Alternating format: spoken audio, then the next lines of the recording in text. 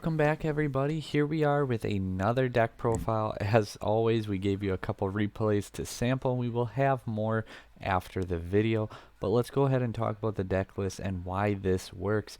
So, first and foremost, this was something that kind of piqued my curiosity a little while back, seeing on YouTube and in Facebook groups about Buster Blader Dogmatika and why it is so good, it's so strong, it's a sleeper deck, and I was kind of curious as to why they work so well together. I mean, obviously you can go into extra deck monsters with your Buster Blader, but certainly doesn't like punishment conflict with, your Buster Lock and things like that.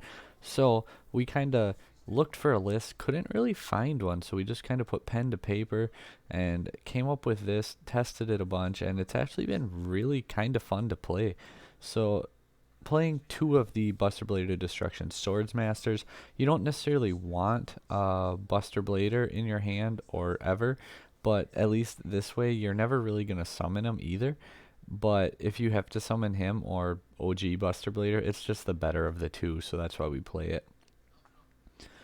3 Buster Whelp, because it's our Rhoda of the deck. It is the card to search our prologue, because the whole deck really does function around getting to your prologue. 2 Dragon Buster Destruction Swords. Not only can it lock your opponent out of the extra deck when you equipped it with your Buster Dragon, usually on your opponent's turn, to the fusion if you combo off fully. It's just another dragon, really, that you can just go into like Lin Karibo with for your Dogmatika plays. That's another big point for him. 2 Rocket Synchrons, just because we can special summon it off of Quick Launch. It's a level 1 for Lin Karibo. We thought about mixing in Needle Fiber plays, but I don't really want to. The deck functions and does what it needs to do really well, so why keep cramming in more and more and make it synchro.deck when it's, Dogmatika.deck. So yeah, the 2 Rocket Synchrons, 3 Ecclesia, 2 Fleurs, rounding out our monster lineup for non-hand traps, at least. Not going with Maximus. Not a huge fan of Maximus, really. There's just too many ways your opponent can plus off of it. I mean, it's really easy for us to get like the window lock and things like that too, but inherently this isn't like a super consistent deck. It's actually better than I anticipated, so that's always a really good thing. But just trying to cut down on cards that you don't want to open, so that way the deck can do what it needs to do more frequently.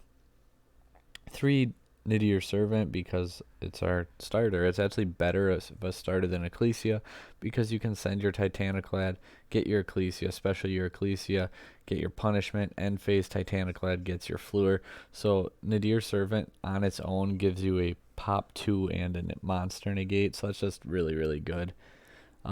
Double 3 Tactics Talent. Not too much to say about it. It's just a really good card, especially when your opponent hand traps you. And in one of the replays, I don't know if we saw it yet or not, you see we go and draw 2 into absolute best 2 we could do. We did everything we could to bait our opponent, to get them to do something, because our hand just was not going to do anything. I mean, we opened 3 quick launches that game. Like, what are you going to do with 3 quick launches and no synchro play? Like, you're not going to do a whole lot. So we had talents, and we were just trying to get our opponent to drop a hand trap, which they did finally, and we drew into Whelp and Nidir Servant, which, without our normal summon yet, too, that's just complete, it was crazy. It was full combo. It was awesome. And, well, we win. So 3 quick launch, 2, not once per turn, just a free special summon to help get us into a extra deck monster. Additionally, Lin Karibo. 1 Destruction Sword Memories. That's all you really need. You really don't want to open it whatsoever. 3 Prologue and 2 more Pseudo Prologues that can also double up as our punishment, Ice Prison, or Infinite Impermanence. So we really want to get to our Prologue all the time, especially too because Nidir Servant can send Titaniclad for the combo. And if you open Nidir and Prologue, you're going to get out the Buster Lock too. And by Buster Lock, when I talk about it in the video, I mean Buster Dragon and the Fusion. So all your opponent's monsters become dragons. None of their dragons can activate monster effects. And assuming they're not a link, everything that's not a link actually goes to defense position too. So it's, Dragon Capture Jar. He does piercing, gains 1,000 for each one, and they can't activate the effects. Even the links still can't activate the effect. It's not like Baguska where they need to go to defense. It's just dragon type monsters can't activate their effects. So even like the link dragons, they can't activate their effects. So that's really strong in and of its own. And even just Buster Dragon changing stuff to dragons, like you can't go into like your Isold or these other links that are not archetype specific, but card type specific, where like two warriors, against cyber dragons, you can't go into Nova because you can't make two machines. You can't go into Seeger because you need machines. Things like that. Just turning everything into dragons is actually really strong in and of its own. Two, Dogmatika Punishment. Just really strong card. You can pop two if you send your Intis, pop a weaker card to out a bigger card. You can just plus like crazy, and pop a card, send your Titaniclad to really start your plays off, and then you special summon Ecclesia in the end phase, search out your Fleur in the off your Ecclesia, and then do a bunch of stuff like that. Additionally, too, Fleur, because the Buster Blader fusion cannot attack directly, but say you set up like the Punishment Fleur and the Buster Lock, and your opponent pretty much has to pass turn or not really do a whole lot, and they don't have a monster on board that can attack directly, and they kind of just are hoping you can't OTK them because, well, he can't attack direct. So if they don't put a monster on board, they'll be sitting not too bad since, they put a monster on board, it goes to defense. Now they're at the will of piercing damage for a lot. So if they just don't put a monster on board, hope that you can't win because Buster Dragon will get destroyed in the end phase of your turn via prologue. You actually special summon your Fleur and negate your Buster Blader because now he can attack direct for the 2800 because he'll lose his power up if he had any from any dragons in the graveyard. But he would attack direct for 28. Your Ecclesia is another 2000 once boosted. Fleur would be 3k once boosted, and then 1200 from your Buster Dragon. I've actually just stolen wins because people didn't think I'd be able to OTK when my board is Buster Blader, Buster Dragon, Ecclesia, and they just don't expect me to be able to OTK off that, and then, well, we do, so it's pretty nice. 2, Ice Dragon's Prison. 2, because we can Trap Trick it out. I thought about dropping Trap Trick down one copy and adding in another Punishment or Ice Prison, but we just really want to get to Prologue. It's just really strong, really good, and kind of the focus of the deck. But Ice Dragon's Prison, this card is just insane. Being able to, slow down basically any deck. Because, you special summon a warrior and then to banish their Isold. You can, get the body off board 1. And you do it like in chain to the second effect. They're still going to get the extender then, but even if you do it before that, if they don't have the extender in hand, it can really mess with them. But you get rid of the link too, so they can't just go into link cross, which is really strong. Dinosaurs, obviously, if they're under miss, that's a little bit different, but luckily Buster Dragon turns them all to dragons, so you can actually get one of your opponent's monsters. But even if you're not necessarily using it to banish one of the cards, and they did use the Miscellaneosaurus, you can target one monster in your opponent's graveyard, special summon it, meaning you can take their miss and special summon it and turn off that combo line. You don't have to banish cards. And okay, so even moving more forward, Dragoon, like this card is just really busted, guys. Stay tuned for our updated Cyber Trap build because this card plays a huge role in that deck. But if you bait out Dragoon's Negate too, you can Ice Dragon's Prison, special summon the Dark Magician, and then banish Dragoon and Dark Magician. Like another reason why Synchro Cyber is really good, because Arclight, the Dark Magician, gets banished. You just play around this on its own, and it's kind of nice. Hand traps, because this is a format where you really do need like 9+ hand traps for most decks. We were playing 3 Droll, 3 Nibiru, and 3 Infinite Impermanence. I feel like they're some of the better high impact hand traps.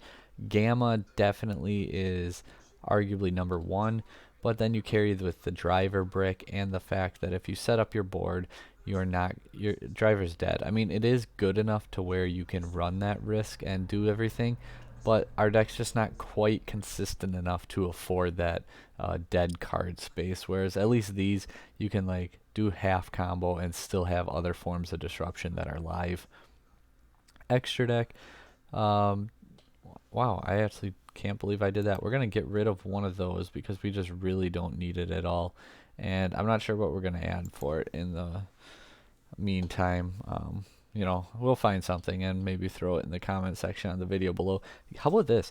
You guys give me some suggestions what we should put in that spot. The reason we're cutting it out is because we are not playing the Buster Blade or Fusion Sword anymore. We initially were, and that's why we had two, but it literally never came up, and I never really wanted it, and it wasn't good, guys, and it was a card I never wanted to see when I saw it, and it just did not help at all, and the deck flowed so much better without it. So let us know in the comments down below what we should put in that 15th spot. Two Titaniclads, like we said, just kicking off your combo. It's an easy dragon in the graveyard for your prologue, for your Buster Lock. Two Intis, because just clearing all boss monsters, you want to, you know, target a weaker monster, send Intis, pop it with your punishment, and then Intis can pop the bigger monster. Additionally, if they only have a big monster, we run the Dragon Master Knight. I'm pretty sure I'm like the only Dogmatika player out there who's been doing this in his builds, but it comes up once in a while where your opponent has a monster that has over, you know, 3,500 attack, 3k, like, and I've had like Invoke Dogmatika. I actually ran into some problems before where they just got out a really big guy and it was a completely rogue deck, and it's like, oh my gosh, I am going to lose to this trash deck because I don't have an out for it, and there's nothing I can do about it, and it really really sucked. But yeah, Dragon Master Knight, so anything with less than or equal to 5k, you can still pop it with your punishment. So it's kind of corny, kind of niche, but it works. Two Dragon Busters, or Buster Dragons. You know, prologue for sure one, possibly prologue out a sec. Well, you're not going to prologue. Or yeah, you can, because you don't need to send the memories. You can send any Destruction Sword card. Get out a second one, or sometimes too there's going to be hands where you're actually able to just straight up synchro into it, which is nice because then it won't be destroyed via prologue. Other times Borreload Savage to go into for synchro plays. This deck really is not focused on synchroing too much, but like if you get to your Protector and have your Buster Blader in hand, you special summon it, and say you had Quick Launch, you can bring out your Rocket Synchron and then go into your Borreload Savage Dragon. So, I mean, there are times, I mean, a lot of the time, actually, if I have, like, full setup, I'd go into a second Buster Dragon, even if I have Prologue anyway, just because it's not going to be destroyed by card effect, and then your opponent has to out two of them. They can't just, you know, out one and be done with it.